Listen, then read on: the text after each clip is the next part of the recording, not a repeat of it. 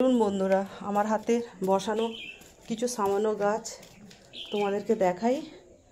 আর আমি একা নাই, যে আমাদের খুশি এই অ্যালোভেরা গাছটা বসিয়েছে, আর এখানে এই যে এই লঙ্কা গাছটা বসিয়েছে, আর এই যে সর্ষে গাছ, আর এখানে এই যে তুলসী গাছটা শুকনো হয়ে গেছে, এটা অনেক দিনের তুলসী গাছ। আর এখানে একটা ছোট্ট নয়নতারা, এটা খুশি বসিয়েছে। আর এখানে এই যে আর একটা ছোট্ট নয়নতারার গাছ।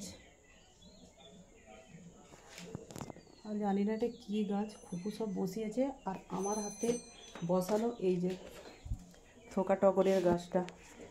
আর এই গাছটা না প্রথমে ফুল ফুটতো না, প্রায় এটা বসানোর 1 মাস পর একটা ফুল ফুটেছিল। প্রথমে ভেবেছিলাম হয়তো গাছটা কোনোদিন ফুলই হবে না, প্রায় বসানোর অনেক দিনই পরেই গাছটা ফুল এসেছিল।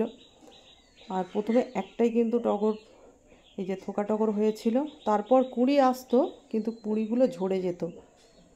আর এমনি মনটা খারাপ হয়ে যেত যে কুঁড়িগুলো হচ্ছে, ঝরে যাচ্ছে। কিন্তু এই কিছুদিন হলো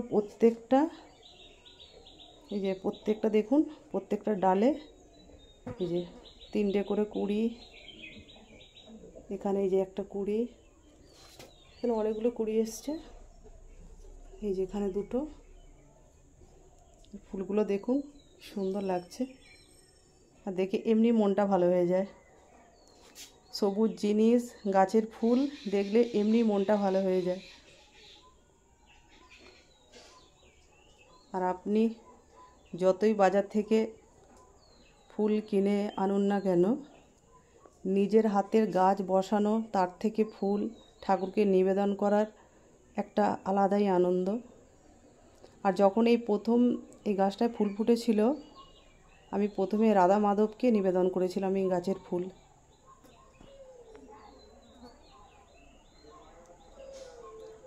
তো দেখা হচ্ছে পরের মিনি ব্লগে। তো আজকের মতো টাটা। সকলে ভালো থাকবেন, সুস্থ থাকবেন। টাটা।